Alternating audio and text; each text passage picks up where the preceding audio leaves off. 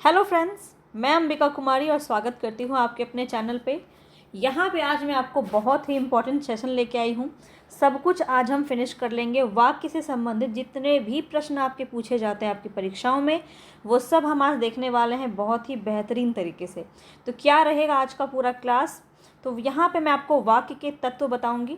वाक्य के तत्व जो कि हमारे 6 प्रकार के होते हैं: सार्थकता, क्रम या पद क्रम, योग्यता, आकांक्षा, निकटता और अन्वय।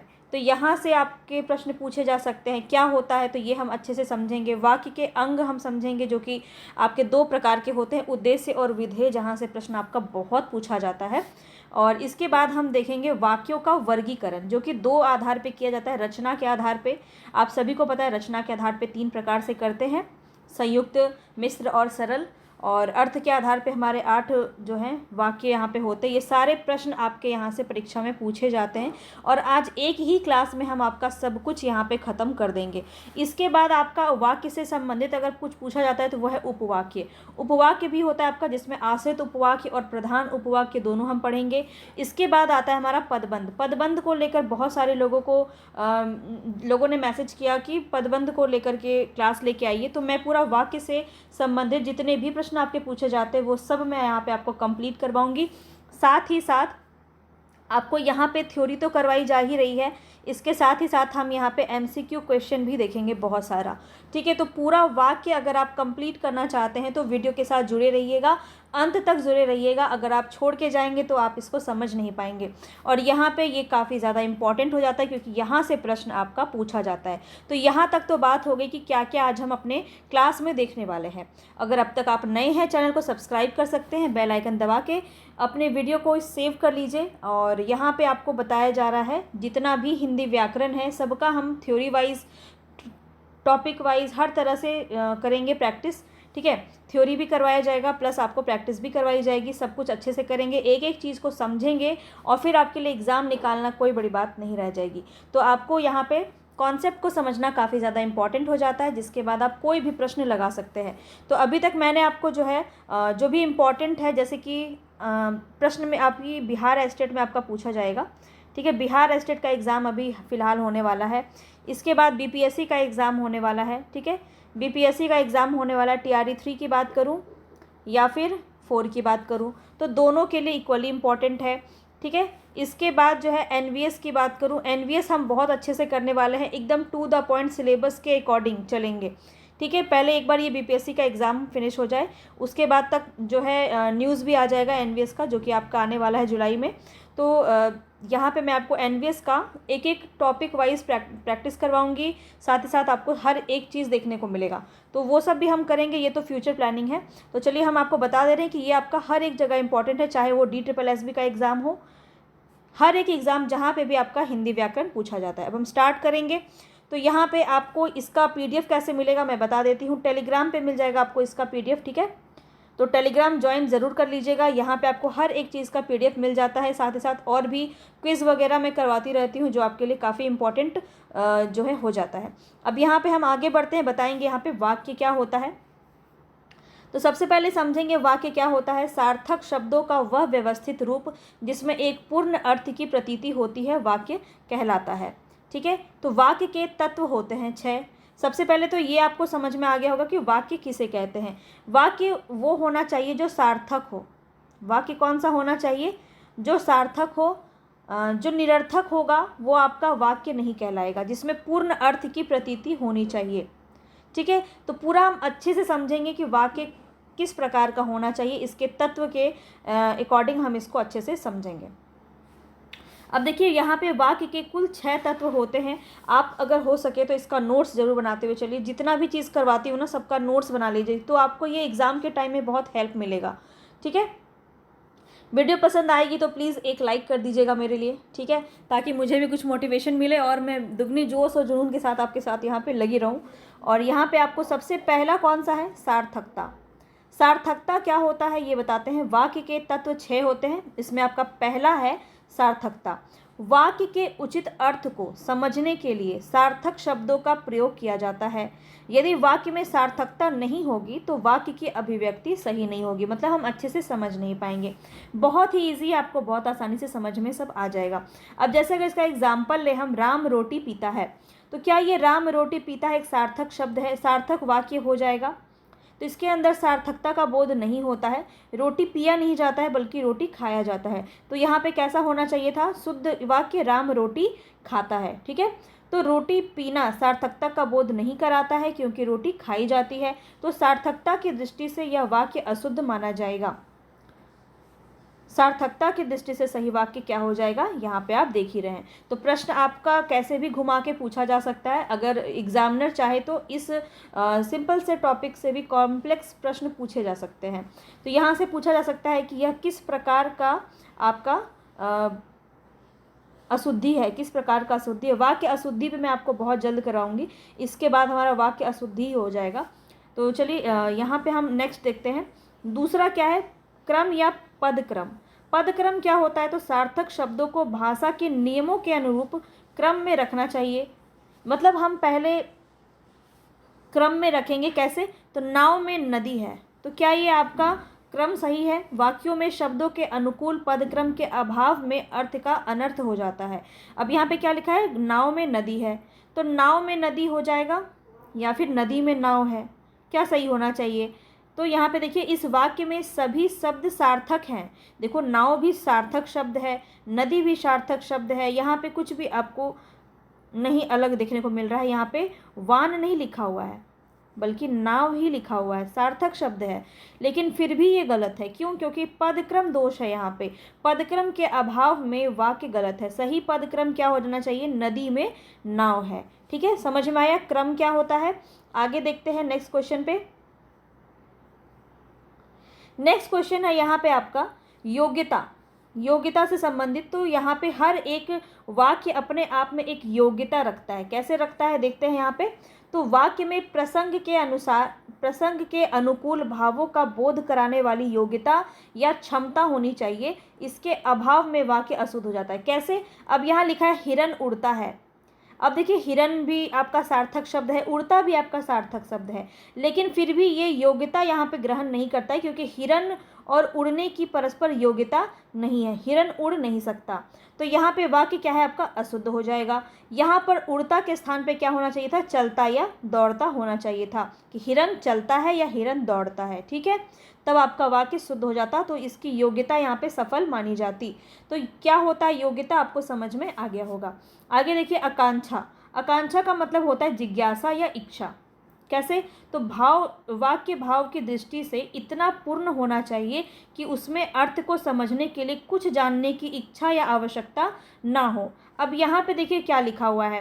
खाना खाता है शब्द लिखा हुआ है। अब ये जो क्रिया है, वाक्य में किसी ऐसे शब्द या समूह की कमी जो होती है वो उसके बिना अर्थ को स्पष्ट नहीं होने देती है। कैसे? तो यहाँ क्रिया के कर्ता को जानने की इच्छा हो रही है कि कौन खाता है, खाना खाता है, कौन खाना खाता है। अगर यहाँ पे कौन खाना खाता है इसका उत्तर मिल जाए तो ये पूरा पूर्ण हो जाएगा।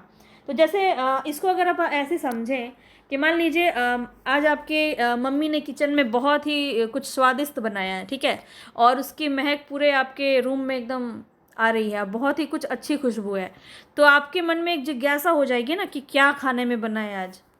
तो वैसे ही यहाँ पे जो है कर्ता को ये जानने की इच्छा हो रही है कि खाना कौन खा रहा है। तो अगर हम यहाँ पे लिख दे रोहन खाना खाता है तो और कुछ इसमें जानने की इच्छा नहीं हो रही है। ठीक है, तो यहाँ पे आकांक्षा जो है इसको आप समझ गए होंगे।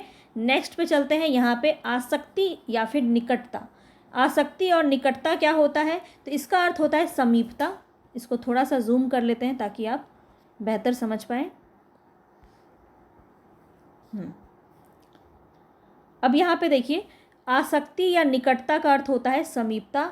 वाक्यों को लिखते एवं बोलते समय उसमें समीपता या निकटता होना आवश्यक है।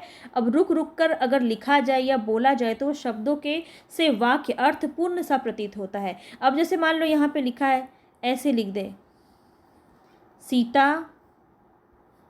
खाना, ऐसे वाक्य नहीं लिखा जाता है। तो वहाँ पे क्या होना चाहिए? आसक्ति यानी निकटता होनी चाहिए। आप इसको कैसे लिखेंगे, ऐसे लिखेंगे सीता। अब इसके बीच में भी, शब्दों के बीच में भी ज़्यादा गैप नहीं होना चाहिए, ठीक है। तो ये था इसका मतलब। आगे देखिए, अन्वय का मतलब क्या होता है, शब्दों के मेल से। अन्वय का तात्पर्य है शब्दों के मेल से, ठीक है। पदों में व्याकरण की दृष्टि से लिंग, पुरुष, वचन, काल, कारक, इन सभी का बहुत बड़ा रोल होता है पूरे वाक्य को शुद्ध बनाने में। तो वाक्य की शुद्धि अशुद्धि संबंधी जो आपका चैप्टर है उसमें तो आप यही पढ़ते हैं ना कि लिंग संबंधी दोष होता है, कहीं पे पुरुष संबंधी दोष होता है, कहीं वचन संबंधी दोष होता है, काल संबंधी दोष होता है। इस तरह से आपका दोष देखने को मिलता है वाक्य अशुद्धि में। तो वही चीज़ आपका यहाँ पे भी बोला जा रहा है। तो इस तरह का सामंजस्य इसमें होना चाहिए। तो अन्वय के अभाव में भी वाक्य अशुद्ध हो जाता है। कैसे? तो नेताजी का लड़का का हाथ में बंदूक था। नेताजी का लड़का का हाथ में बंदूक था।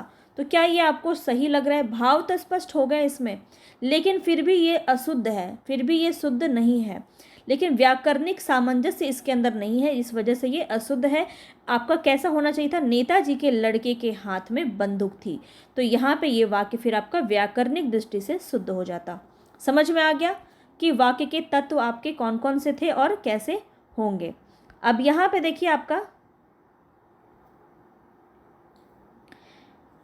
यहाँ पे आपका नेक्स्ट क्वेश्चन है, नेक्स्ट टॉपिक है, वाक्य के अंग दो प्रकार के होते हैं, ठीक है। दो प्रकार के होते हैं, एक होता है उद्देश्य, एक होता है विधेय, ठीक है। दो प्रमुख अंग होते हैं, इसको भी आपको ध्यान से समझना है। अब उद्देश्य क्या होता है? जिसके बारे में बात की जा रही है। उद्देश्य किसे कहते हैं? जिसके बारे में बात की जा रही है। जैसे कि वाक्य में जिसके बारे में कुछ बताया जाता है उसे उद्देश्य यानी कि सब्जेक्ट कहते हैं। देखिए, सब्जेक्ट से अगर आप इसको रिलेट करें उद्देश्य को, तो आप बेहतर समझ पाएंगे कि आपका सब्जेक्ट, आपका फर्स्ट पर्सन पे आपका सब्जेक्ट जो है सेंटेंस के स्टार्टिंग में होता है हमेशा, इंग्लिश में आपने देखा होगा। तो उससे आप इसको कनेक्ट कर सकते हैं कि उद्देश्य आप किसको कहते हैं? जिसके बारे में कुछ बात की जाती है, यानी कि कर्ता के बारे में बात की जा रही है। तो इन वाक्यों में कर्ता और कर्ता के विस्तार का वर्णन किया जाता है। उद्देश्य एक शब्द या एक से अधिक शब्दों का भी हो सकता है। अब जैसे यहाँ लिखा है राम खेलता है, तो कौन खेलता है? राम खेलता है। राम के बारे में बात की जा रही है, तो राम क्या हो जाएगा? उद्देश्य हो जाएगा। ये क्या हो जाएगा? आपका उद्देश्य हो जाएगा। और खेलता है, ये क्या हो जाएगा? आपका विधेय हो जाएगा। बस इतना सा ही बात है। और बहुत ज़्यादा ये क्वेश्चन गलत भी होता है आपका, क्योंकि उद्देश्य और विधेय आपको समझ में नहीं आता है। तो देखिए, आपको और अच्छे से यहाँ पे समझ में आएगा। हो सकता है यहाँ पे एक से ज़्यादा आपका उद्देश्य देखने को मिले। कैसे? तो रेणु का भाई अनुभव बहुत तेज दौड़ता है। तो यहाँ पे जो है वाक्य में राम और रेणु का भाई अनुभव के विषय में बताया गया है, ठीक है। रेणु का भाई अनुभव के बारे में बात किया जा रहा है, रेणु के बारे में बात नहीं किया जा रहा है यहाँ पे। रेणु का भाई अनुभव, तो यहाँ पे उद्देश्य क्या हो जाएगा? उद्देश्य क्या हो जाएगा? रेणु का भाई अनुभव, ठीक है। तो ये जो आपका ब्लैक में दिख रहा है ये आपका पूरा कर्ता हो जाएगा, ठीक है। तो ये आपका उद्देश्य हो जाएगा। समझ में आया? जो कर्ता है वही उद्देश्य है। इतना आपको समझ में आ गया होगा। और बहुत तेज दौड़ता है, ये क्या हो जाएगा? बहुत तेज दौड़ता है, ये आपका विधेय हो जाएगा। जो भी कर्ता के बातों का विस्तार करता है वाक्य में, वो विधेय कहलाता है। तो हम आगे देख लेते हैं और विधेय को। विधेय है आगे आपका वाक्य में उद्देश्य के विषय में जो कुछ कहा जाता है। उद्देश्य कौन है? कर्ता। उद्देश्य कौन है? कर्ता। अभी हमने देखा कि उद्देश्य किसे कहते हैं? जो कर्ता होता है, जिसके बारे में बात की जाती है। तो विधेय का मतलब क्या होता है? उद्देश्य के विषय में जो कुछ भी कहा जाता है उसे हम विधेय यानी कि प्रेडिकेट कहते हैं। अन्य शब्दों में अगर हम बात करें तो वाक्य के उद्देश्य यानी कर्ता को अलग करने के पश्चात वाक्य में जो कुछ भी शेष बचता है वो आपका विधेय कहलाता है। अब जैसे यहाँ लिखा है बच्चे फल खाते हैं, तो बच्चे क्या हो जाएगा? आपका उद्देश्य हो जाएगा, क्योंकि बच्चे के बारे में बात की जा रही है। और फल खाता है, ये क्या हो जाएगा? आपका विधेय हो जाएगा। आई होप आपको ये विधेय और उद्देश्य बहुत अच्छे से समझ में आ गया होगा। नेक्स्ट है आपका राहुल क्रिकेट मैच देख रहा है। तो कौन देख रहा है? राहुल देख रहा है। तो राहुल क्या हो गया? उद्देश्य हो गया। और क्रिकेट मैच देख रहा है, राहुल को छोड़ के जो भी अन्य आपका बात कहा गया है वो सब आपका विधेय के अंदर आ जाएगा, ठीक है। इतनी ही बातें यहाँ पे कही गई हैं। अब आगे यहाँ पे देखिए क्या कहा जा रहा है। आज्ञा सूचक वाक्यों में उद्देश्य छिपा हुआ होता है परंतु विधेय उपस्थित रहता है। जैसे खड़े रहो, अब खड़े रहो में देखिए आपका उद्देश्य तो छिप गया है। इस वाक्य में जिसे आज्ञा दी गई है वह उद्देश्य छिपा हुआ है। मतलब तुम या आप, तुम खड़े रहो, आप खड़े रहो, वहाँ पे आपका शब्द का इस्तेमाल नहीं किया गया है। अगर खड़े रहो सिर्फ लिखा गया है तो यहाँ पे क्या हो जाएगा, ये विधेय हो जाएगा। ठीक है, चलिए आगे बढ़ते हैं। नेक्स्ट है यहाँ पे वाक्यों का वर्गीकरण। वाक्यों का वर्गीकरण किस तरह से किया जाता है तो ध्यान से समझेंगे, एक एक चीज समझेंगे। दो आधार पे किया जाता है वाक्यों का वर्गीकरण। पहला होता है रचना के आधार पर। कौन सा होता है, रचना के आधार पर। तो रचना के आधार पर हम तीन रूप में, तीन प्रकार से इसकी जो है वर्गीकरण करते हैं, इसके बारे में समझेंगे। सरल और साधारण वाक्य।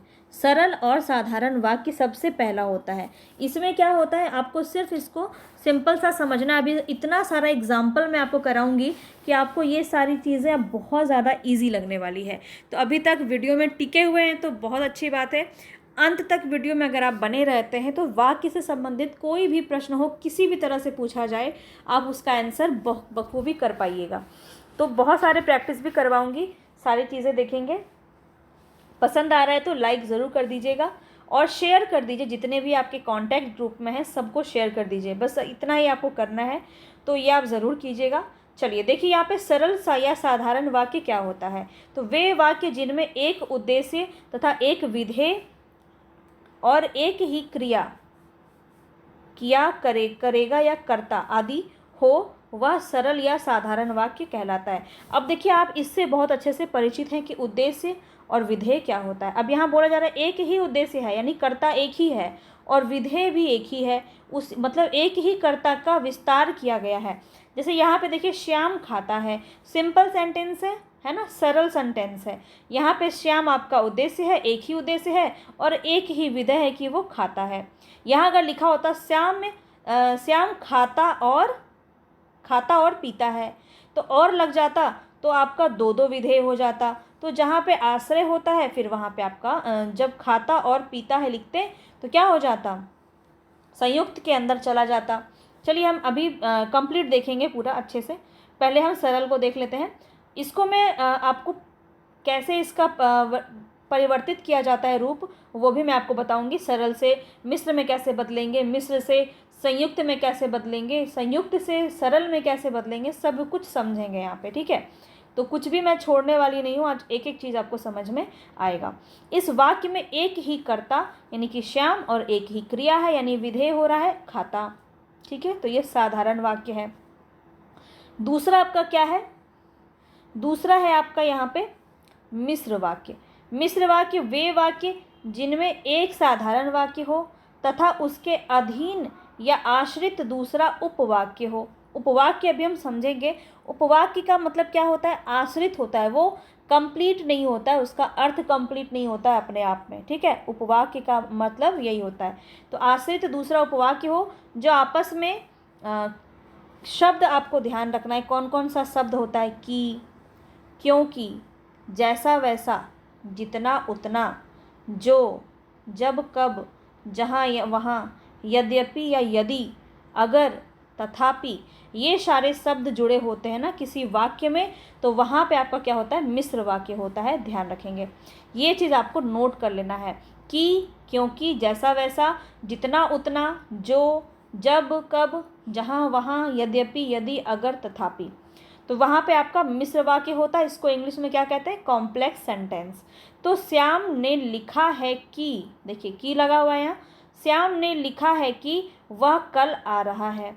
अब देखिए ये अपने आप में क्या है, श्याम ने लिखा है कि, यहाँ तक आप देखें तो ये आश्रित है किस पे, वह कल आ रहा है, वह कल आ रहा है, इस पे आश्रित है। तो यहाँ पे ये आपका एक साधारण वाक्य है और एक उसमें आश्रित वाक्य है यानी कि उपवाक्य है। समझ में आ गया। तो यहाँ पे क्या है, वाक्य में श्याम में लिखा है प्रधान उपवाक्य, वह कल आ रहा है, ये क्या है आपका आश्रित उपवाक्य है। ठीक है, तथा दोनों समुच्चय बोधक अपव्यय से जुड़ा हुआ है यानी कि ये की आपका क्या है, समुच्चय बोधक अव्यय है। समझेंगे बहुत अच्छे से। क्यों, क्योंकि आपसे प्रश्न में पूछा सकता है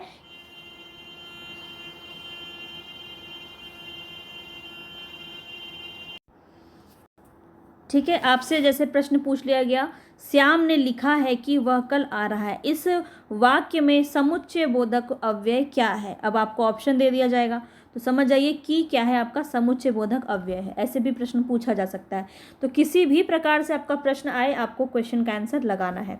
नेक्स्ट है आपका संयुक्त वाक्य। संयुक्त वाक्य क्या है? वे वाक्य जिनमें एक से अधिक प्रधान उपवाक्य हो, चाहे वह मिश्र वाक्य हो या साधारण वाक्य हो, किसी भी प्रकार का उपवाक्य हो सकता है, और वे संयोजक अव्यय यानी कि और, एवं, ये आपको नोट करना है।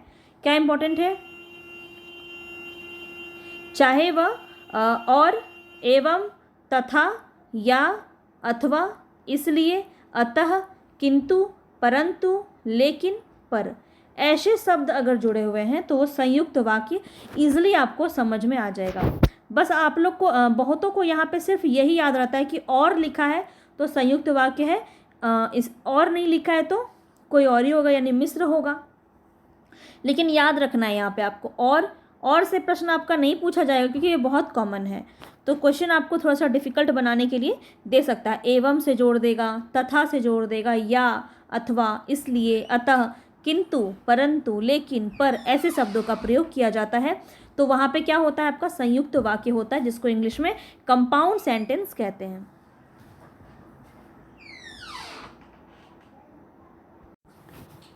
तो यहाँ पे इसका एग्जाम्पल अगर हम देखें, वह लखनऊ गया और शॉल ले आया, तो यहाँ पे क्या है, शॉल ले आया और वह लखनऊ गया, दोनों अपने आप में एक प्रधान उपवाक्य है और इसमें इसको जोड़ा गया है संयोजक अव्यय के द्वारा और। ठीक है, तो इस वाक्य में दोनों ही प्रधान उपवाक्य हैं और संयोजक द्वारा इसको जोड़ा गया है। समझ में आ गया संयुक्त वाक्य? इसका तीनों का जो आपका यहाँ पे दिया हुआ है ना, जैसे कि साधारण में तो कुछ है ही नहीं, साधारण में तो आपको अच्छे से समझ में आ जाता है, लेकिन जहाँ पे भी जोड़ा जाता है, जैसे मिश्र में आपका किससे किससे जोड़ा जाता है, ये आपको अच्छे से समझ में आना चाहिए कि क्योंकि, जैसा वैसा, जितना उतना, जो, जब, कब, जहाँ वहाँ, यद्यपि, यदि, अगर, तथापि, ऐसे अगर शब्दों का प्रयोग किया गया है तो वहाँ पे आपका मिश्र वाक्य होगा।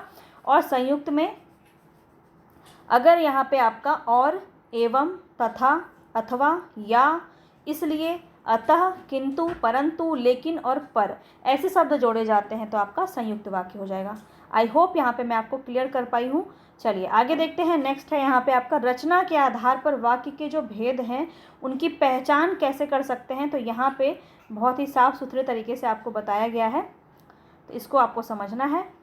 देखिए कैसे होगा यहाँ पे, तो सरल वाक्य में देखिए एक उद्देश्य होता है और एक ही विधेय होता है, तो आपका सरल वाक्य हो जाता है। जैसे सूर्योदय होने पर कुहासा जाता रहा, यहाँ पर क्या है, किसी भी प्रकार का कुछ नहीं लगा है, कोई भी यहाँ पे आपका जो है अव्यय शब्द नहीं है, कुछ भी मिलाने के लिए जोड़ा नहीं गया है, कि, जो, वह, किंतु, ये सब कुछ भी नहीं लगा है।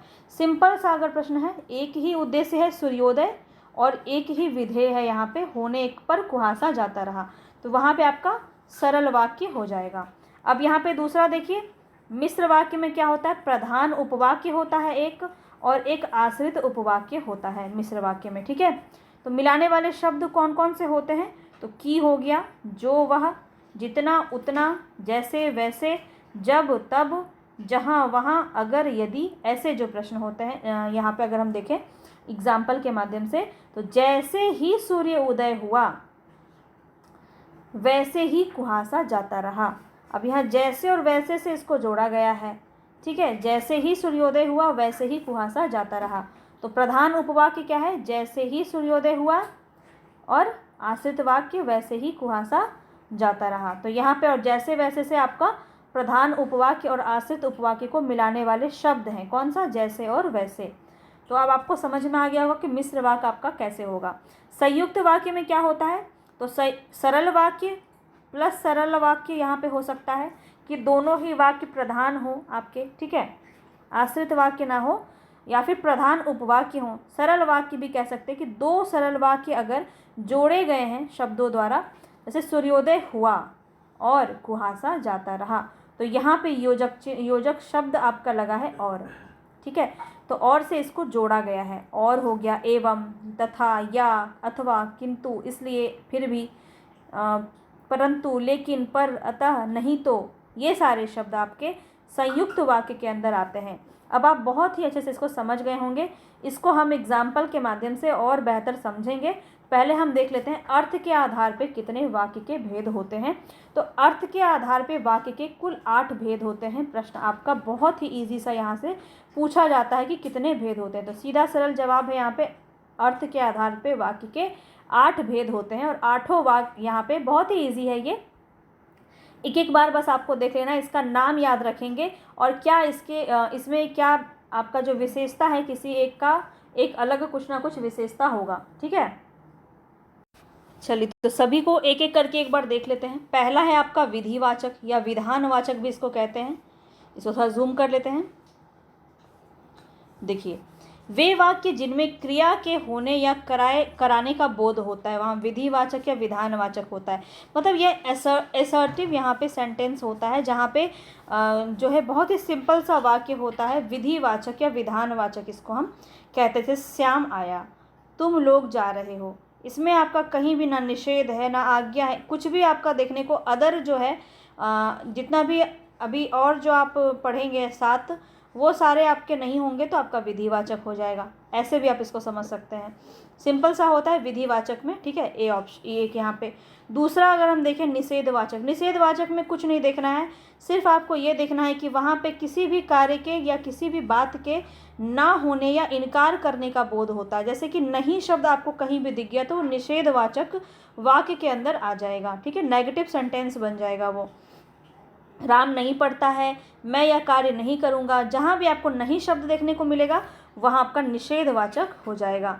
आगे देखिए, यहाँ पे आज्ञावाचक वाक्य। तो जैसे कि ये नाम से ही समझ में आ रहा है कि जहाँ पे आज्ञा करने का बोध होता है, तो जैसे कि जिनमें किसी भी प्रकार की आज्ञा, उपदेश या प्रार्थना का बोध हो। ध्यान रखेंगे, अगर किसी प्रकार का उपदेश है तो वो भी आज्ञावाचक के अंदर आएगा, कोई प्रार्थना है तो वो भी आपका आज्ञावाचक के अंदर आ जाएगा।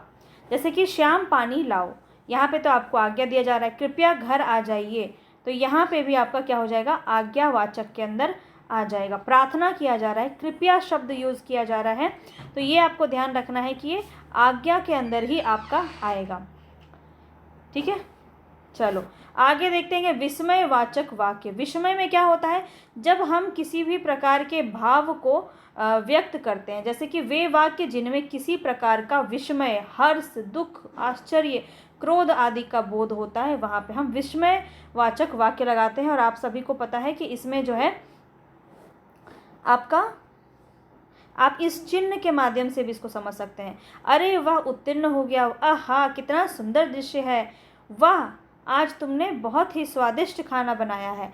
तो ये सारे जो शब्द होते हैं ना, हर्ष जताने के लिए, दुख दिखाने के लिए, आश्चर्य व्यक्त करने के लिए, क्रोध व्यक्त करने के लिए, घृणा व्यक्त करने के लिए, हर एक भाव को व्यक्त करने के लिए विस्मयवाचक वाक्य का प्रयोग किया जाता है। कुछ और एक्स्ट्रा इसमें नहीं है, इतनी ही बातें हैं, तो इसको ध्यान रखेंगे। आगे देखेंगे संदेहवाचक वाक्य क्या होता है। संदेहवाचक वाक्य देख लेते हैं। तो संदेहवाचक वाक्य में वे वाक्य जिनसे किसी प्रकार के संदेह या भ्रम का बोध होता है, तो वहाँ पे आपका क्या हो जाएगा, संदेहवाचक वाक्य हो जाएगा। मतलब कुछ काम हो चुका होगा, लिखा है अब तक जा चुका होगा, वह अब तक जा चुका होगा। गीता खाना बना चुकी होगी, बना सकते हैं, या फिर महेश पढ़ा लिखा है या नहीं। यहाँ पे क्या हो रहा है, डाउट हो रहा है। तो जहाँ भी संदेह उत्पन्न होता है वहाँ पे आपका संदेहवाचक हो जाता है। इजी है।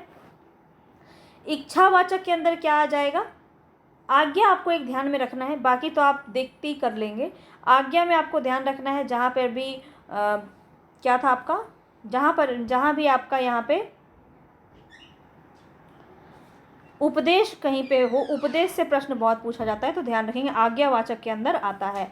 आज्ञा तो होता ही है, और प्रार्थना भी जो है आपका आज्ञावाचक के अंदर आ जाता है। अगर हम यहाँ पे देखें इच्छावाचक, तो इसको ध्यान में रखेंगे कि यहाँ पे हम किसी को आशीष दे रहे हैं, इच्छा व्यक्त कर रहे हैं या किसी को शुभकामना दे रहे हैं, तो वहाँ पे आपका इच्छावाचक आता है। ठीक है, तो जैसे कि ईश्वर आपकी यात्रा सफल करे, आप जीवन में उन्नति करें, तो यहाँ पे क्या हो रहा है, शुभकामनाएं दिए जा रहे हैं, तो यहाँ पे आपका इच्छावाचक वाक्य हो जाएगा। संकेतवाचक वाक्य में क्या है, वे वाक्य जिनके किसी प्रकार के संकेत या इशारे का बोध होता है, संकेतवाचक वाक्य कहलाता है, जहाँ पे जो परिश्रम करेगा वह सफल होगा, अगर वर्षा होगी तो सफल भी अच्छी होगी। सिंपल सा है, कंडीशनल सेंटेंस के अंदर ये आता है संकेतवाचक। अब 8वां नंबर है आपका प्रश्नवाचक। तो ये आप प्रश्न का चिन्ह देखते ही समझ जाएंगे कि प्रश्नवाचक हो जाएगा। क्या, कब, कहाँ, कैसे, ऐसे शब्दों का प्रयोग किया जाता है। जैसे आपका नाम क्या है, कि आप किस कक्षा में पढ़ते हो, ये सब क्या है आपका प्रश्नवाचक के अंदर आ जाता है। तो ये सब बहुत ही ईजी आपको समझ में आ गया होगा। चलिए आगे देखते हैं। अब है आपका उपवाक्य। उपवाक्य से प्रश्न बहुत पूछा जाता है कि क्या आपके आश्रित उपवाक्य के अंदर आएगा और क्या आपके प्रधान उपवाक्य के अंदर आएगा। तो इसको बहुत ही बेहतर तरीके से समझेंगे यहाँ पे। तो क्या है उपवाक्य? तो जिन क्रिया युक्त पदों से आंशिक भाव व्यक्त होता है। कोई ऐसा क्रिया युक्त पद है जिसमें आपका आंशिक भाव उत्पन्न होता है, पूर्ण रूप से यह व्यक्त नहीं होता है, वहाँ पे आपका उपवाक्य कहलाता है। जैसे यदि वह कहता, यद्यपि वह स्वस्थ था। तो यहाँ पे ऐसे जो वाक्य होते हैं वो आपके उपवाक्य के अंदर आते हैं। क्लॉजेस कहते हैं हम इसको इंग्लिश में, समझ में आपको आ रहा होगा। उपवाक्य के भेद पर अगर हम बात करें तो 2 भेद होते हैं। सीधा प्रश्न ये भी आपसे पूछा जा सकता है, तो ध्यान रखेंगे 2 भेद होते हैं, आश्रित उपवाक्य और प्रधान उपवाक्य। पहला है आपका आश्रित उपवाक्य, यही आपका समझने वाला है। प्रधान उपवाक्य तो बहुत ही सरल है, कुछ भी उसमें समझने वाली बात है ही नहीं। अब आश्रित वाक्य क्या है? ऐसे वाक्य जिनका अर्थ किसी प्रधान वाक्य पर आश्रित होता है, वहाँ पे आपका आश्रित उपवाक्य हो जाएगा। जैसे कि नाम से ही समझ में आपको आ रहा होगा। कैसे? तो अब यहाँ देखिए, आश्रित उपवाक्य प्रधान उपवाक्य के बिना पूरा अर्थ नहीं दे सकता और इन्हें स्वतंत्र भी नहीं लिखा जा सकता है। कैसे? तो अगर हम उदाहरण में देखें, यदि सोहन आ जाए तो मैं उसके साथ चलूँ। अब यहाँ पे अगर इतना ही सिर्फ आपसे कहा जाए कि यदि सोहन आ जाए, तो क्या इसका कोई अर्थ समझ में आ रहा है? यदि सोहन आ जाए तो क्या कुछ तो है ना, कुछ है जो छूट रहा है, अर्थ पूरा समझ में नहीं आ रहा है। तो यदि सोहन आ जाए ये क्या है? एक आश्रित उपवाक्य है। तथा मैं उसके साथ चलूँ ये एक प्रधान उपवाक्य है। क्यों प्रधान है? क्योंकि इसको अगर हम अकेले ऐसे लिख देना, इसको आश्रित उपवाक्य के बिना भी अगर मैं इसको लिखूँ, मैं उसके साथ चलूँ, तो यहाँ पे ये एक सार्थक अर्थ दे रहा है। तो यहाँ पे आपका समझ में आ जाता है कि प्रधान उपवाक्य आपका क्या होता है, जहाँ पे आप इसको बिना किसी आश्रित उपवाक्य के भी इसको आप लिख सकते हैं। तो ये एक सार्थक शब्द के रूप में आपका समझ में आएगा। अब देखिए, आश्रित उपवाक्य को पहचानने का अत्यंत सरल यहाँ पे तरीका है। वो क्या है कि यहाँ पे ऐसे शब्दों का प्रयोग है। जैसे यहाँ पे लिखा है ना यदि, यदि तो लिखा है ना, यदि सोहन आ जाए तो मैं घर जाऊँ, या मैं तो उसके घर साथ चलूँ। तो यदि और तो ऐसे शब्दों का प्रयोग होता है। ऐसे ही बहुत सारे ऐसे शब्द हैं जहाँ से आप समझ सकते हैं कि आश्रित उपवाक्य होगा। कैसे? तो यहाँ पे देखिए लिखा है कि, जिससे, जिससे कि, ताकि, ज्यों ही, जितना, ज्यों, क्योंकि, चूंकि, यद्यपि, यदि, जब तक, जब, जहाँ तक, जहाँ, जिधर, चाहे, मानो, कितना भी, ये सारे शब्दों का प्रयोग अगर आरंभ में किया जाता है, ध्यान रखें, आदि शब्दों में से आरंभ होता है तो वे आश्रित उपवाक्य हो जाएगा। समझ में आ गया? अब देखिए, आश्रित उपवाक्य आपके 3 प्रकार के होते हैं। ठीक है, तो बिल्कुल भी आपको कंफ्यूज नहीं होना। उपवाक्य पूछा जाए तो 2 होता है, आश्रित उपवाक्य और एक प्रधान उपवाक्य, बस ये 2 ही होता है। अब अगर हम आश्रित उपवाक्य की बात करें तो देखिए, ये बहुत तरह के भेदों से मिलकर बना है। कैसे? तो संज्ञा, पहले तो संज्ञा, संज्ञा में क्या होता है? संज्ञा उपवाक्य, यहाँ से प्रश्न पूछा जाता है आपका, संज्ञा उपवाक्य क्या है? तो देखते हैं। संज्ञा उपवाक्य जो आश्रित उपवाक्य संज्ञा की तरह प्रयोग हो, उन्हें हम संज्ञा उपवाक्य कहते हैं। अन्य शब्दों में अगर हम बात करें तो ऐसे आश्रित उपवाक्य जो प्रधान उपवाक्य की क्रिया के उद्देश्य यानी कि कर्ता, कर्म, पूरक क्रिया, सर्वनाम के स्थान पर प्रयुक्त हो, वहाँ पे संज्ञा उपवाक्य हो जाता है। कैसे? अगर हम एग्जाम्पल देखें इसका, तो मोहन ने कहा कि मैं अभी खेलूँगा। तो ये क्या है आपका? उपवाक्य का मतलब क्या होता है? जो आश्रित होता है। मोहन ने कहा कि मैं अभी खेलूँगा, तो ये मैं अभी खेलूँगा ये क्या है? आपका संज्ञा उपवाक्य है। ठीक है, क्योंकि ये किस पे आश्रित है? मोहन पे आश्रित है, और मोहन क्या है? आपका संज्ञा है। ठीक है, तो मोहन ने कहा कि मैं अभी खेलूंगा, तो पूरा दामोदर किसके ऊपर है? मोहन के ऊपर है। तो मोहन क्या है? आपका संज्ञा है। इसीलिए ये जो आपका इस पे जो आपका उपवाक्य बनता है मैं अभी खेलूंगा, ये आपका संज्ञा उपवाक्य के अंदर आ जाएगा। और एक सरल इसका उपाय है इसको समझने का कि नियम अगर हम इसका देखें, पहचान का नियम, तो संज्ञा उपवाक्य में प्रारंभ किससे होता है? की। यहाँ पे देखिए, कि मैं अभी खेलूंगा। मोहन ने कहा कि मैं अभी खेलूंगा। तो यहाँ पे ये जो की लगा है ये आपका संज्ञा में होता है। ठीक है, संज्ञा उपवाक्य हो जाएगा। यहाँ पे अगर कहीं भी आपको वाक्य में उपवाक्य पूछा जाए और की से अगर शुरू हो रहा है तो वहाँ पे आपका क्या हो जाएगा? संज्ञा उपवाक्य हो जाएगा। आगे देखते हैं। आगे है आपका विशेषण उपवाक्य। विशेषण उपवाक्य क्या होता है? तो विशेषण आपने पढ़ा है, बचपन से पढ़ते हुए आ रहे हैं। विशेषण क्या होता है? तो कैसे पढ़ते हैं विशेषण को? संज्ञा शब्द और सर्वनाम शब्द की विशेषता बताने वाले शब्द को ही विशेषण कहते हैं, यही पढ़ते हैं। तो यही आपको यहाँ पे देखना है। तो जो आश्रित उपवाक्य विशेषण की तरह प्रयोग में हो वो आपका विशेषण आश्रित उपवाक्य हो जाएगा। अन्य शब्दों में अगर हम बात करें तो जब कोई आश्रित उपवाक्य प्रधान वाक्य की संज्ञा पद की विशेषता बताएगा वो आपका विशेषण आश्रित उपवाक्य हो जाएगा। कैसे? तो मैंने एक बच्चे को देखा जो बहुत नटखट था। किसको देखा? बच्चे को देखा। अब किसको, क्या और किसको से आपका यहाँ पे, अच्छा वो कॉन्सेप्ट दूसरा है। चलिए, तो बच्चा यहाँ पे क्या है? आपका संज्ञा है। तो संज्ञा का क्या बता रहा है? ये विशेषता बता रहा है। तो जो क्या है? बहुत नटखट है। तो ये नटखट बता रहा है तो क्या हो जाएगा? यहाँ विशेषण हो जाएगा। समझ में आ गया? तो यहाँ पे जो बहुत नटखट था विशेषण आश्रित उपवाक्य हो जाएगा। पहचान का नियम क्या है ये आपको बहुत ध्यान रखना है।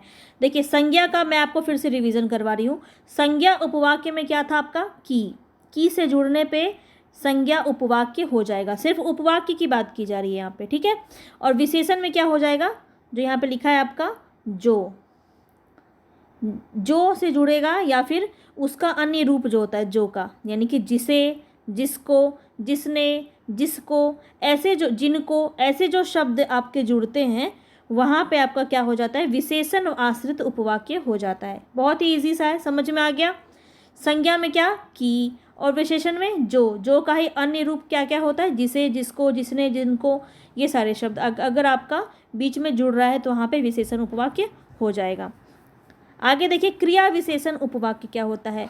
जो उपवाक्य क्रिया विशेषण की तरह प्रयोग में आए वहाँ पे आपका क्रिया विशेषण उपवाक्य हो जाएगा।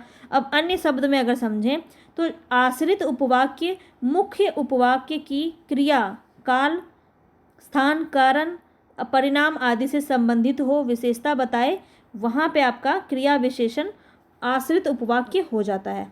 ठीक है, कैसे? तो यहाँ पे देखिए, एक आपका वाक्य दिया है, जब रजनी पढ़ रही थी तब मैं सो रही थी। तो यहाँ पे क्या, किस चीज़ से आपका जुड़ा है? जब रजनी पढ़ रही थी तब मैं सो रही थी। क्या हो रहा है यहाँ पे?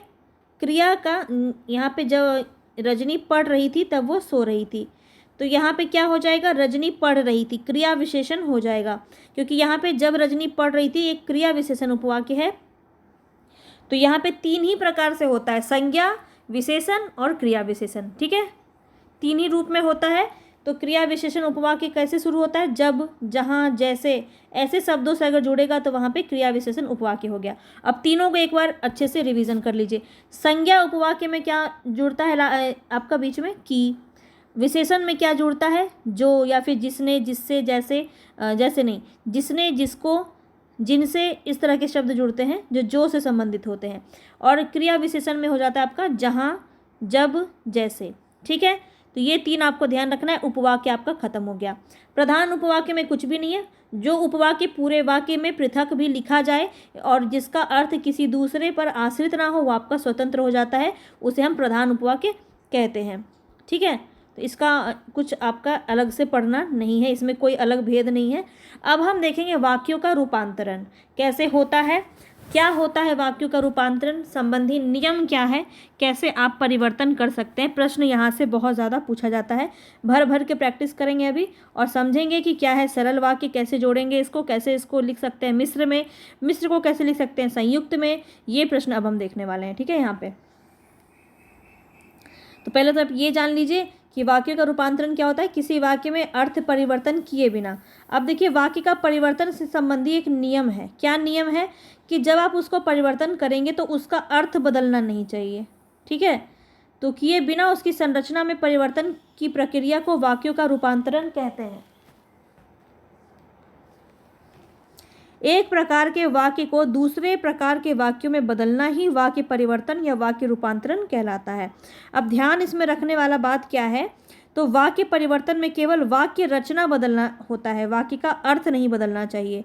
और सरल वाक्यों को मिश्र या संयुक्त वाक्य में बदलते समय कुछ शब्द यानी कि अव्यय बोधक शब्द या योजक शब्द को जोड़ सकते हैं आप, ठीक है। और जैसे कि क्योंकि, की, और, इसलिए, तब, ये सब जोड़ कर ही तो आप बना सकते हैं। तो इसको हम जोड़ सकते हैं लेकिन इससे अर्थ बदलना नहीं चाहिए, बस यही एक अंतर है। संयुक्त मिश्र वाक्यों में सरल वाक्यों को बदलते समय योजक शब्दों का लोप हो जाता है। मतलब आपको पता ही है कि कोई योजक शब्द का प्रयोग नहीं होता, ये सब की और ये सब कोई शब्द का प्रयोग नहीं होता है सरल में, पता ही है आपको। अभी आप पूरा ऊपर पढ़ के आए हैं सरल, संयुक्त और मिश्र। तो अब हम यहाँ पे आपको बताएंगे कि देखिए सरल में कैसे इसको परिवर्तन किया गया है। पहले क्या है, लड़के ने अपना दोष मान लिया। अब इसमें देखिए ये क्या है, आपका सरल वाक्य है, क्योंकि यहाँ पे किसी भी प्रकार का कुछ भी आपका जोड़ा नहीं गया है शब्द को, ठीक है। लड़के ने अपना दोष मान लिया। अब इसको अगर हम मिश्र में परिवर्तित करेंगे तो कैसे करेंगे, लेकिन परिवर्तन करते वक्त आपका अर्थ बदलना नहीं चाहिए। यहाँ पे क्या है, लड़के ने माना कि दोष उसका है, यहाँ पे की से इसको जोड़ दिया गया है। तो ये क्या है, कि आपका किस में जुड़ता है, मिश्र वाक्य में जुड़ता है, बताया था ऊपर। बस इतना ही आपको याद रखना है। अब यहाँ क्या लिखा है, राम मुझसे घर आने को कहता है। सीधा सरल सरल वाक्य है। राम मुझसे कहता है कि मेरे घर आओ। तो यहाँ पे ये क्या है, देखिए अर्थ नहीं ना बदला, अर्थ तो वही है। तो ये आपका मिश्र वाक्य हो जाएगा। और दूसरा देखिए, मैं तुम्हारे साथ खेलना चाहता हूँ। तो इसको कैसे लिखेंगे हम मिश्र में, मैं चाहता हूँ कि तुम्हारे साथ खेलूँ। और देखना है, अभी बहुत सारा देखेंगे क्वेश्चन, ठीक है। ये क्वेश्चन ही समझिए इसको आप, इसको कैसे हम परिवर्तन कर सकते हैं। अब यहाँ देखिए क्या है, आप अपनी समस्या बताएं। सरल वाक्य है, आप बताएं कि आपकी समस्या क्या है, एक ही बात पूछ रहा है। तो यहाँ पे मिश्र वाक्य को कैसे बदला देख सकते हैं आप।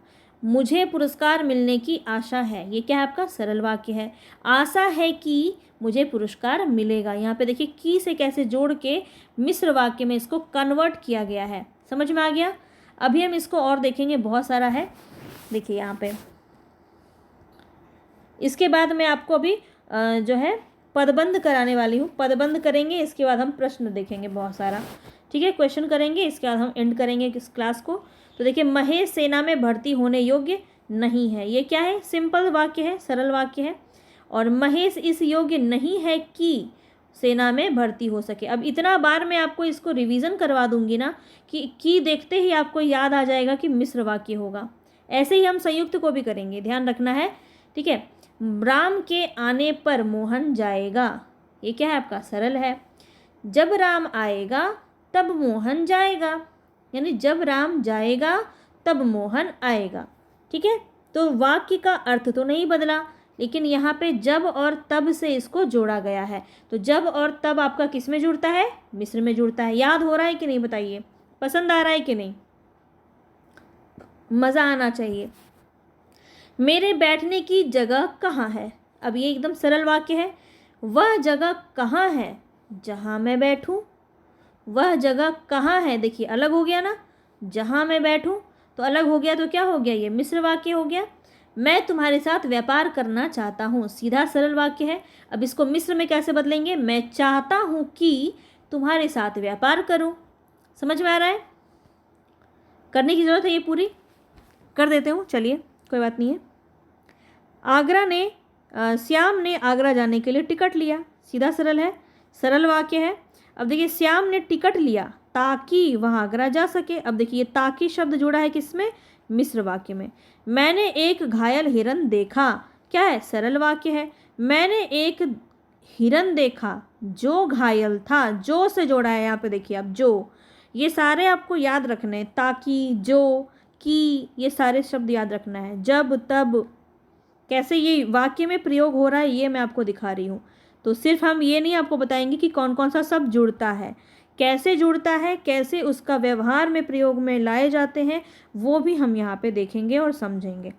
अब यहाँ देखिए, मुझे उन कर्मचारी की कर्तव्य निष्ठा पर संदेह है। क्या है? सरल वाक्य, कहीं कुछ जोड़ा नहीं गया है।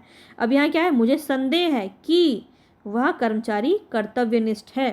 तो बात यहाँ पे अर्थ सेम है, बस यहाँ पे इसको मिश्र में कन्वर्ट किया गया है। नेक्स्ट क्या है आपका? बुद्धिमान व्यक्ति किसी से लड़ाई झगड़ा नहीं करता है। अब यहाँ पे इसको कैसे मिश्र वाक्य में बदलेंगे? जो व्यक्ति बुद्धिमान है वह किसी से झगड़ा नहीं करता है। जो वह, यहाँ पे क्या है? इससे जोड़ा गया है, जो और वह से जोड़ा गया है। तो ध्यान रखें कि यहाँ पे किस तरह से आपका मिश्र वाक्य बनता है। जब यह किसी बहुत बुरे आदमी का काम है। अब इसको कैसे मिश्र में बदलेंगे? वह कोई बुरा आदमी है जिसने यह काम किया है। वह कोई बुरा आदमी है, देखिए यहाँ पे ये एक पूरा वाक्य है, और जिसने यह काम किया है, वह कोई बुरा आदमी है जिसने यह काम किया है। तो ये मिश्र में बदल दिया गया। अब दूसरा देखिए यहाँ पे, न्यायाधीश ने कैदी को हाजिर करने का आदेश दिया। सीधा सरल वाक्य है, न्यायाधीश ने आदेश दिया कि कैदी को हाजिर किया जाए। समझ में आ गया कैसे इसको चेंज करते हैं? आगे बताते हैं आपको। चलिए अब देखिए यहाँ पे क्या है आपका, सरल वाक्य से संयुक्त वाक्य में कैसे परिवर्तन होता है, तो इसको भी ध्यान से समझेंगे।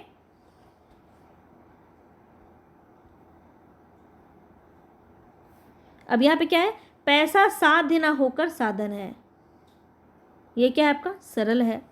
पैसा साध्य नहीं है, कॉमा दिया हुआ है, किंतु साधन है। यह आपका संयुक्त वाक्य में बदलने का तरीका है। इसको समझते हैं और दो चार देखेंगे तो अच्छे से समझ में आ जाएगा। दोनों में से कोई काम पूरा नहीं हुआ। ये क्या है आपका? सरल वाक्य है। ना एक काम पूरा हुआ ना दूसरा। यहाँ पे देखिए तोड़ दिया इसको, ना एक काम पूरा हुआ ना दूसरा। तो ये क्या आपका? संयुक्त है। देखने में आपको लग रहा है कि ये संयुक्त है। यहाँ पे बहुत सारे लोग क्या देखेंगे, और नहीं लगा है, कॉमा नहीं लगा है, तथा अथवा कुछ नहीं लगा है, तो ये तो आपका संयुक्त हो ही नहीं सकता। पर यही सारे प्रश्न आपके गलत हो सकते हैं, तो इसीलिए आपको इसको ध्यान से समझना है। नेक्स्ट है आपका, पंगु होने के कारण वह घोड़े पर नहीं चढ़ सकता। ये क्या है? सरल है, कहीं कुछ आपका परिवर्तन नहीं किया गया है। अब यहाँ पे देखिए, वह पंगु है इसलिए घोड़े पर नहीं चढ़ सकता। तो ये इसलिए शब्द से जोड़ के संयुक्त वाक्य में इसको बदला गया है। परिश्रम करके सफलता प्राप्त करो, ये है आपका सरल वाक्य। इसको संयुक्त में कैसे बदलेंगे? परिश्रम करो और सफलता प्राप्त करो, तो यहाँ पे और लगा हुआ है, ये आपका संयुक्त वाक्य के अंदर आ जाएगा। रमेश दंड के भय से झूठ बोलता रहा। सरल वाक्य है। रमेश को दंड का भय था इसलिए वह झूठ बोलता रहा। देखिए अर्थ नहीं बदला है, इतना बड़ा वाक्य बन गया लेकिन अर्थ नहीं बदला है। तो यहाँ पे क्या है आपका? संयुक्त वाक्य है, इसलिए शब्द से जुड़ा है। ये देखिए ध्यान रखेंगे। वह खाना खाकर सो गया। उसने खाना खाया और सो गया। तो यहाँ पे भी देखिए क्या हो गया, और से इसको जोड़ा गया है, तो ये क्या हो जाएगा? संयुक्त वाक्य हो जाएगा। अब आगे देखेंगे, उसने गलत काम करके अपयश कमाया है। तो ये क्या है आपका? सरल वाक्य है। उसने गलत काम किया और अपयश कमाया, संयुक्त वाक्य हो जाएगा। अब देखिए संयुक्त वाक्य से सरल वाक्य में परिवर्तन कैसे किया जाएगा, ये भी बहुत ज़्यादा पूछा जाता है। तो लिखा है यहाँ पे, सूर्योदय हुआ और कुहासा जाता रहा। इसको कैसे करेंगे सरल वाक्य में? सूर्योदय होने पर कुहासा जाता रहा। बस इसमें क्या करना है, किसी भी प्रकार के अव्यय चिन्ह शब्द, अव्यय शब्द या फिर इस प्रकार का कुछ भी आपको प्रयोग नहीं करना है, सीधा जोड़ना है आपको। जल्दी चलो नहीं तो पकड़े जाओगे, यहाँ पे कॉमा देके इसको लिखा गया है। ये क्या है आपका? संयुक्त वाक्य है। इसको आपको सरल में बदलना है। कैसे बदलेंगे? जल्दी ना चलने पर पकड़े जाओगे। कहीं कुछ देखिए आपका रुका है, नहीं रुका है। जल्दी ना चलने पर पकड़े जाओगे। वह धनी है पर लोग ऐसा नहीं समझते। पर से इसको जोड़ा गया है और ये आपका संयुक्त है। तो इसको कैसे सरल में बदलेंगे? लोग उसे धनी नहीं समझते। सीधा सरल वाक्य। समझ में आ गया? चलिए आगे देखते हैं।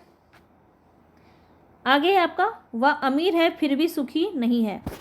बोर तो नहीं हो रहे ना आप? इसको बदलना बहुत ज़रूरी है, इसको समझना। यहाँ पे देखिए, वह अमीर है फिर भी,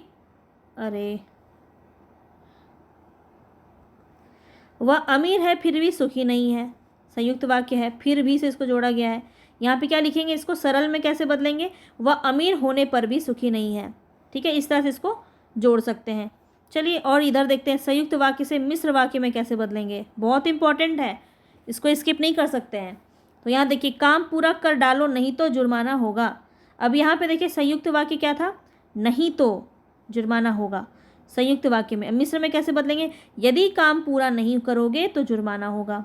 यदि से जुड़ता है तो मिश्र हो जाता है। तो मिश्र संयुक्त में बहुत कन्फ्यूज़न होता है, इसलिए इसको समझना बहुत ज़रूरी है।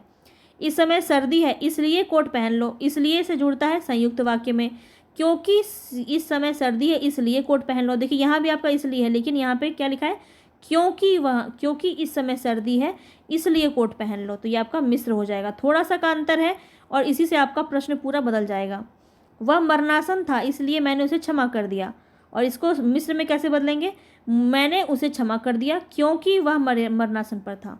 समझ में आ रहा है इसको कैसे बदल सकते हैं, ये थोड़ा सा डिफ़िकल्ट है आपका, तो यहाँ पे इसको समझना है। देखिए, इसकी तलाश लो और घड़ी मिल जाएगी, और लगा के यहाँ पे संयुक्त वाक्य में जोड़ा गया है। अब इसको हम मिश्र में बदलेंगे तो कैसे बदलेंगे, यदि इसकी तलाशी लोगे तो घड़ी मिल जाएगी। ठीक है, ये आपका मिश्र वाक्य में हो जाएगा। सुरेश या तो स्वयं आएगा या तार भेजेगा। यहाँ पे या लगा के क्या जोड़ा है, संयुक्त वाक्य जोड़ा है। यदि सुरेश स्वयं ना आया तो तार भेजेगा, यदि लगाया गया है यहाँ पे, मिश्र वाक्य में कन्वर्ट हो गया। समझ में आया आपको संयुक्त वाक्य मिश्र वाक्य कैसे बदला जाता है। चलिए अब यहाँ पे देखिए, मिश्र वाक्य से सरल वाक्य में परिवर्तन किया गया है। अब मुझे पता है आपको बोर लग रहा होगा, इसके बाद अभी पदबंध करना है, तो बिल्कुल भी स्किप नहीं करेंगे, वीडियो को कंप्लीट देखना है। चाहे तो स्पीड बढ़ा सकते हैं आप, लेकिन मैं तो छोड़ नहीं सकती हूँ। उनके लिए जिनको नहीं समझ में आ रहा है उनके लिए ज़रूरी है कि आप उसको देखें। तो मिश्र वाक्य में सरल वाक्य का परिवर्तन क्या है, यहाँ पे ज्यों ही वहाँ पहुँचा त्यों ही घंटा बजा, ये क्या है आपका मिश्र है। इसको सरल में कैसे समझेंगे, मेरे वहाँ पहुँचते ही घंटा बजा, सरल हो गया। यदि पानी ना बरसा तो सूखा पड़ जाएगा, यदि शब्द से जोड़ा गया है तो ये मिश्र हो जाएगा। पानी ना बरसने पर सूखा पड़ जाएगा, ये आपका सरल हो गया। इस तरह से इसको जोड़ सकते हैं। जैसे यहाँ पे देखिए, मिश्र वाक्य से संयुक्त वाक्य में परिवर्तन कैसे होगा, मिश्र वाक्य से संयुक्त वाक्य परिवर्तन, वह उस स्कूल में पढ़ा जो उसके गांव के निकट था, ये क्या है मिश्र वाक्य। ठीक है, अब संयुक्त में कैसे जोड़ेंगे, वह स्कूल में पढ़ा और वह स्कूल उसके गांव के निकट था, ऐसे इसको जोड़ सकते हैं। मुझे वह पुस्तक मिल गई है जो खो गई थी, तो ये देखिए क्या है मिश्र है। वह पुस्तक खो गई थी परंतु मुझे मिल गई, ये परंतु से जोड़ दिया गया संयुक्त में। समझ में आ गया ये कैसे होता है। अब देखिए यहाँ पे विधानवाचक और निषेधवाचक, तो कुछ भी ये इसमें करना नहीं होता है, सिर्फ नहीं लगा देने से निषेध वाक्य में परिवर्तन हो जाता है। बहुत ही ईजी है, इसको समझाने का जरूरत नहीं है। अगर आप चाहें तो PDF में इसको आप देख सकते हैं। ठीक है, इसको मैंने लगा दिया। अब हम देखिए यहाँ पे पदबंध पे चलते हैं। पदबंध काफ़ी ज़्यादा अभी डिमांड में है, तो पदबंध को समझते हैं क्या है। बहुत ही ईजी है। अनेक पदों के योग से बना है वाक्यांश जो एक ही पद का कार्य करता है, उसे हम पदबंध कहते हैं, जिसको फ्रेज भी कहते हैं हिंदी में, फ्रेजेस। ठीक है, अन्य शब्द में अगर हम देखें तो पदबंध वाक्य का एक अंश होता है जब एक से अधिक पद मिलकर एक व्याकरणिक इकाई का काम करता है, उसी बंधी हुई इकाई को पदबंध कहते हैं। कैसे कहते हैं, व्याकरण इसको देखेंगे एग्जाम्पल से। सड़क पर गिरा हुआ थैला राम का है, तो यहाँ पे देखिए इस वाक्य में सड़क पर गिरा हुआ थैला जो है, थैला में 5 पद हैं। सड़क पर गिरा हुआ थैला है ना, 5 पद हैं। पद आपको पता ही है, शब्द और पद का अंतर तो नहीं बताना है ना, ये तो पता होगा आपको। पद शब्द क्या होता है, कई बार लोग कंफ्यूज होते हैं, तो मैं बता देती हूँ। जैसे यहाँ लिखा है राम खाता है, राम खाता है। अब ये क्या है, ये तो शब्द है ना, राम शब्द है, खाता शब्द है, लेकिन ये एक वाक्य में जब प्रयोग होता है तो वही शब्द पद बन जाता है। जब वाक्य में प्रयोग होता है कोई शब्द तो वो पद बन जाता है, बस इतनी सी बात समझ लेना है। तो ये सारे क्या है, पद हैं, क्योंकि ये वाक्य में प्रयोग किए जा रहे हैं। तो यहाँ देखिए 5 पद हैं, परंतु ये साथ में मिल करके एक व्याकरणिक इकाई यानी संज्ञा के बारे में बात कर रहा है कि यह थैला किसका है, राम का है। थैला की बात की जा रही है, तो ये थैला कोई वस्तु है। वस्तु का नाम क्या है, वस्तु का नाम किस में आता है, संज्ञा के अंदर आता है। तो ये पूरा आपका किस में आ गया, देखिए यहाँ पे हटा के बता रही हूँ एक बार फिर से। सड़क पर गिरा हुआ थैला, लास्ट में देखो यहाँ पे क्या है, थैला। थैला क्या है? व्यक्ति का नाम है, व्यक्ति का नाम है। और व्यक्ति का नाम किस में आता है? संज्ञा में आता है। तो यहाँ पे आपका संज्ञा पदबंध हो जाएगा। अभी हम आपको भेद नहीं करवा रहे हैं, सिर्फ पदबंध समझा रहे हैं कि पदबंध कैसे होता है। तो यहाँ पे देखिए, इस वाक्य में सड़क पर गिरा हुआ थैला में 5 पद हैं, परंतु ये साथ में मिलकर एक व्याकरणिक इकाई अर्थात संज्ञा जो है थैला, उसके रूप में प्रयोग हो रहा है। तो यह पूरा अंश एक पदबंध है। समझ में आ गया? अब दूसरा एग्जाम्पल देखिए, यमुना बहती चली जा रही है। अब यमुना बहती चली जा रही है में जो आपको ये दिख रहा है ना, ये जो आपको लाइन दिख रहा है, रेखांकित किया गया है, प्रश्न पूछा जाएगा रेखांकित शब्दों में कौन सा पदबंध होगा, है ना, ऐसे आपका पूछा जाता है।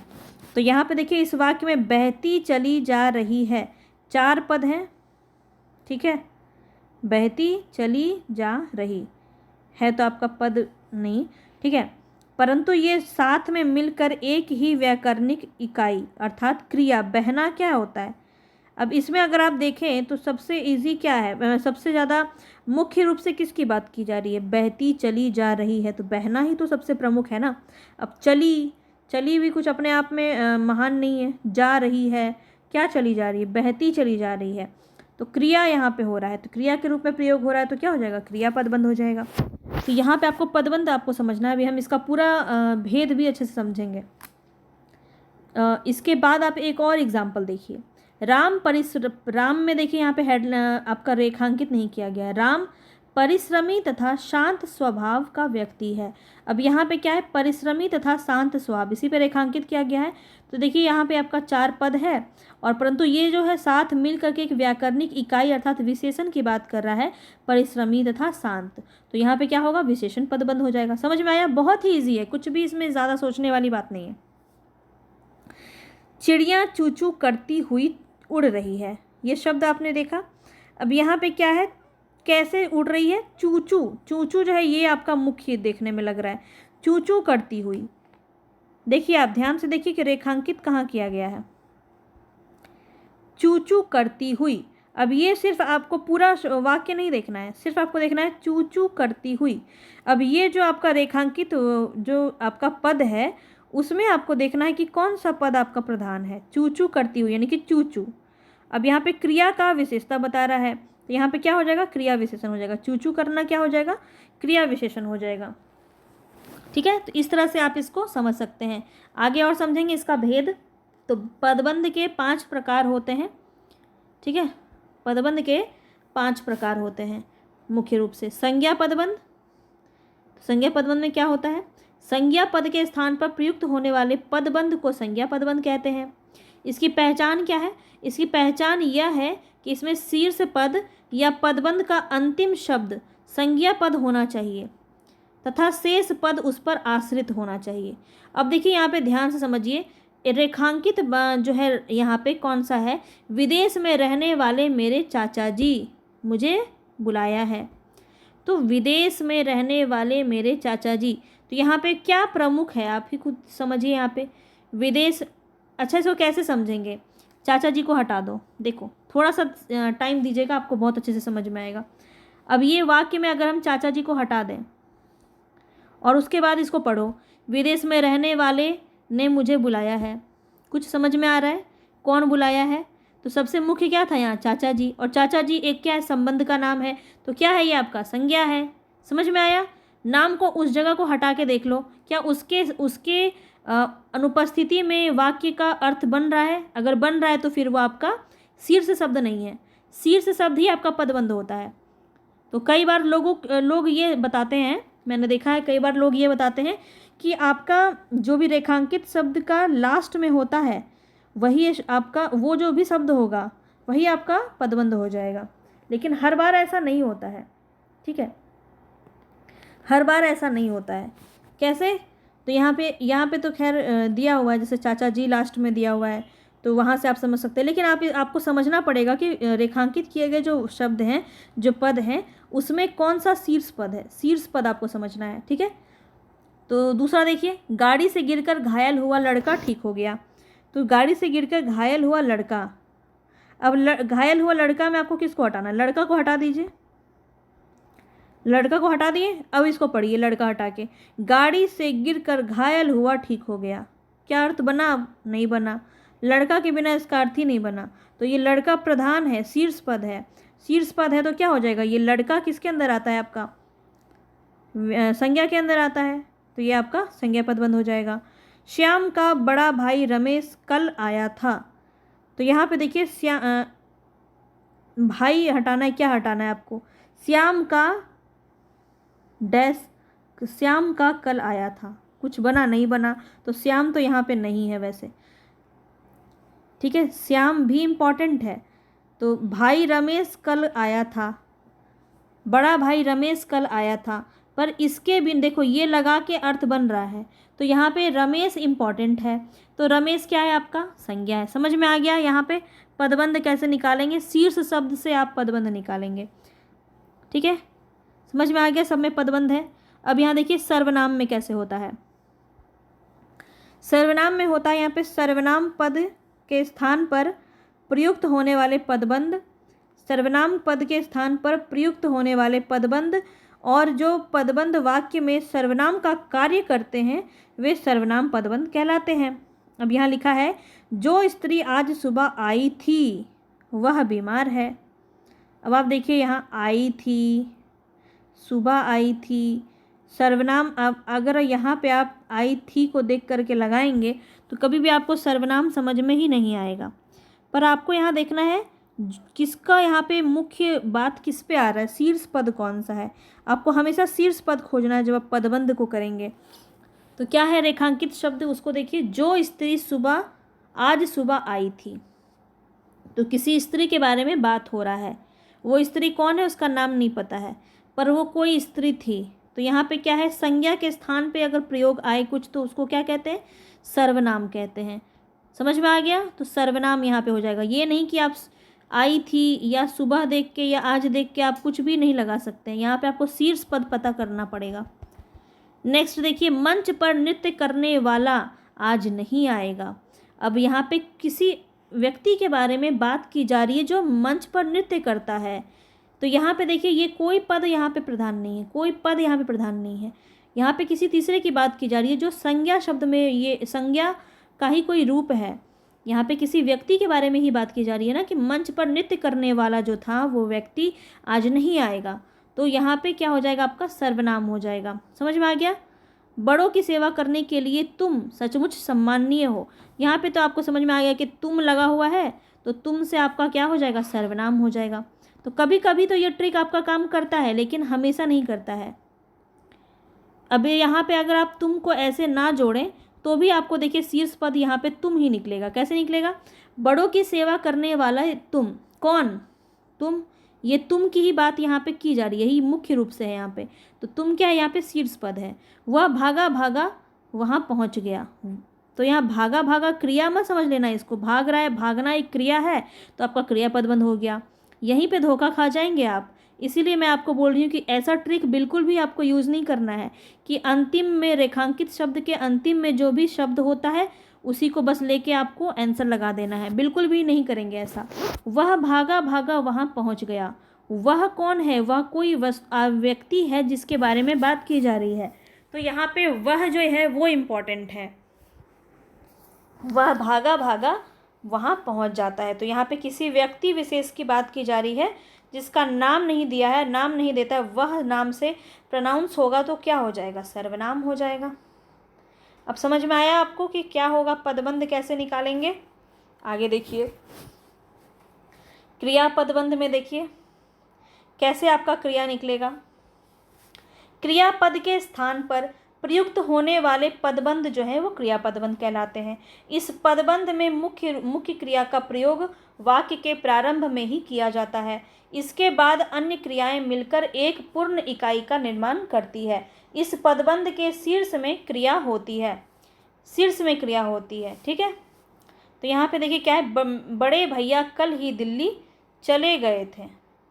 तो चले जाना क्या है? आपका क्रिया है। ये तो देखते ही समझ में आ रहा है। मोहन नदी में डूब गया, तो डूबना क्या है? आपका क्रिया है। मोहन शरबत पीकर चला गया, तो पीना क्या है आपका? और जाना भी आपका क्रिया है। तो यहाँ पे तो आप आसानी से समझ पा रहे, हंसता रहा, तो हंसना एक क्रिया है, समझ में आ गया। क्रिया छांटना तो और आसान है। विशेषण में देखिए, विशेषण में क्या है, महेश बहुत दुर्जन, बेईमान और कामचोर युवक है। अब यहाँ पे आप है देख करके तो क्रिया नहीं लगा सकते हैं ना, या युवक देख करके नहीं लगा सकते हैं कि ये तो संज्ञा है, ये तो युवक की बात कर रहा है, संज्ञा है। यहाँ पे ये देखिए कि दुर्जन की बात कर रहा है, बेईमान की बात कर रहा है, कामचोर व्यक्ति जो है वो कैसा है, दुर्जन है, बेईमान है और कामचोर है वो व्यक्ति। तो यहाँ पे शीर्ष पद क्या है, ये आपका शीर्ष पद है, तो क्या हो जाएगा, विशेषण हो जाएगा। हमेशा ही पदबंध में आपको शीर्ष पद को ही ढूंढना है। फल बेचने वाला व्यक्ति आज बीमार है। फल बेचने वाला व्यक्ति, क्या बेचने वाला, फल बेचने वाला व्यक्ति आज बीमार है। सफ़ेद साड़ी पहने हुए महिला, महिला ने कैसी साड़ी पहनी है, सफ़ेद साड़ी पहनी है, यहाँ भी विशेषण है। सुनीता परिश्रमी और होशियार लड़की है, तो यहाँ भी आपका विशेषण है। उसकी कल्पना में वह एक अद्भुत साहसी युवक था। तो यहाँ पे देखिए, अब आपको प्रश्न करवाऊंगी ना, बहुत अच्छे से समझ में आएगा कि प्रश्न आप इसका अगर कर पा रहे हैं ना तो समझिए आपको आ गया। ठीक है, अब ये लास्ट है, इसके बाद हम क्वेश्चन ही देखने वाले हैं। तो क्रिया विशेषण बहुत ज़्यादा पूछा जाता है, यही आपसे सबसे ज़्यादा पूछा जाता है पदबंध में। तो समझेंगे क्रिया विशेषण पद के स्थान पर प्रयुक्त होने वाले पदबंध को क्रिया विशेषण पदबंध कहते हैं। तो यहाँ पे क्या होता है, क्रिया का विशेषण रूप होने के कारण इसका प्रयोग क्रिया से पहले किया जाता है। ध्यान रखें, क्रिया से पहले किया जाता है, जिसमें क्रिया विशेषण शीर्ष स्थान पर रहता है और अन्य पद आश्रित होते हैं। देखिए यहाँ पे, भाभी जल्दी जल्दी चलकर छत पहुंची, तो पहुंचना यहाँ पे क्रिया है, क्रिया से पहले क्या हो गया, विशेषण का बात हो गया है। यहाँ पे जल्दी जल्दी, कैसे पहुंची, जल्दी जल्दी पहुंची, तो ये जल्दी जल्दी क्या है, आपका क्रिया विशेषण है। मोहन धीरे धीरे चलकर थक गया, तो थकना आपका क्या है, क्रिया है। तो यहाँ पे देखिए, चलना भी क्रिया है, तो कैसे चल रहा है, धीरे धीरे चल रहा है, तो यहाँ पे क्रिया विशेषण हो जाएगा। यानी कि यहाँ पे क्रिया की भी विशेषता बताई जा रही है, जहाँ पे क्रिया की विशेषता बताई जाती है वहाँ आपका क्रिया विशेषण हो जाएगा। फल बेचने वाला व्यक्ति बात बात पर झगड़े करता है, तो झगड़ने लगता है, झगड़ना आपका क्रिया है, लेकिन झगड़ा कैसे हो रहा है, बात बात पर हो रहा है, तो ये आपका क्रिया विशेषण हो जाएगा। धीरे धीरे, पीट पीट कर, ये सारे आपके क्रिया विशेषण के अंदर आ जाते हैं। समझ में आ गया।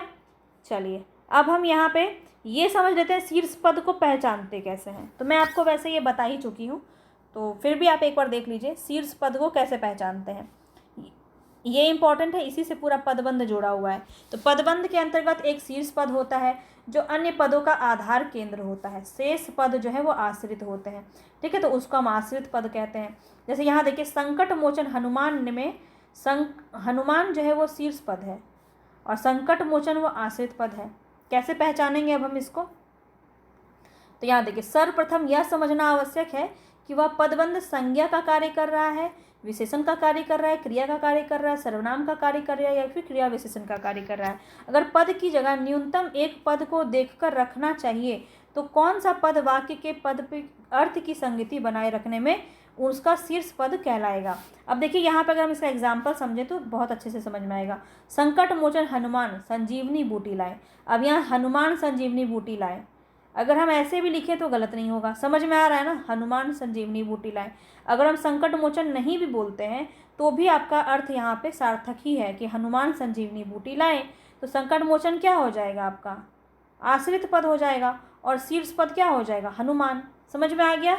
मैं आपको पहले ही बता चुकी हूँ कि इस जो भी आपका मुख्य पद है उसको आप हटा के देखिए, आपका वाक्य का अर्थ ही नहीं बनेगा, तो इसलिए समझ में आ जाएगा आपको कि शीर्ष पद कौन सा है। अब देखिए कुछ यहाँ पे प्रश्न है, तो जोरदार तरीके से हम सारे प्रश्न को देख लेंगे यहाँ पे, या फिर एक काम करते हैं, यहाँ पे मैं आपको बहुत सारे प्रश्न दी हूँ, आप देख सकते हैं बहुत सारे प्रश्न हैं यहाँ पे। ठीक है, देख लीजिए यहाँ पे जितने भी प्रश्न हैं इसको PDF में आप ले लीजिए, PDF में आप इसका आंसर बनाइए। ठीक है, बहुत सारे प्रश्न हैं, आप देख सकते हैं कितने सारे प्रश्न हैं यहाँ पे। आप सबको बनाएंगे और बनाने के बाद इसका आंसर मिलाइएगा। मैं आपको इसका आंसर की भी दे चुकी हूँ इसी PDF में, ताकि आपको कोई प्रॉब्लम ना हो इसका आंसर ढूंढने में। ठीक है, तो उसके बाद आप मैच कीजिएगा और उसके बाद बताइएगा मुझे ज़रूर कि कितना आंसर आपका बना। पूरा वाक्य आपका ख़त्म हो जाएगा। 60 प्रश्न है इसमें, शायद देखते हैं, इसमें 60 प्रश्न है। देखिए यहाँ पे देख लिया आपने, ये मैं इसका आंसर की भी आपके लिए यहाँ पे लगा दी हूँ और ये ख़त्म हुआ यहाँ पे आपका पूरा क्लास। तो क्वेश्चन मैं आपके लिए यहीं पे छोड़ दे रही हूँ, ठीक है। सारी चीज़ें आप यहाँ पे क्वेश्चन खुद से लगा के देखिए, और अगर आप कहेंगे तो मैं नेक्स्ट डे आपको क्वेश्चन भी करवा दूँगी, कोई दिक्कत नहीं है। क्योंकि यहाँ पे क्लास का फिर समय बहुत ज़्यादा हो जाएगा, फिर आप लोग ही नहीं देखोगे, 2-2 घंटे की क्लासेस है ना। तो चलिए, क्लास का मैंने आपको पूरा थ्योरी तो समझा ही दिया है, इसका क्वेश्चन मैं आपको दे ही चुकी हूँ, आंसर भी मैंने आपको दे दिया है। तो बस इसको आप लगा के देखिएगा कि आपके कितने सही हुए, आपको समझ में सारा आ रहा है कि नहीं, और मुझे भरोसा है कि आप सारा आंसर इसका कर पाएंगे। तो फिर से मिलेंगे नेक्स्ट क्लास में नेक्स्ट टॉपिक के साथ, बहुत ही अच्छे से एक एक कॉन्सेप्ट को समझेंगे। और पसंद आया होगा तो प्लीज़ लाइक कर दीजिएगा, और साथ ही साथ अपने सभी ग्रुप में शेयर कर दीजिएगा, बहुत ज़्यादा इम्पॉर्टेंट है। और चैनल पे नए हैं तो सब्सक्राइब ज़रूर कर दीजिएगा। धन्यवाद।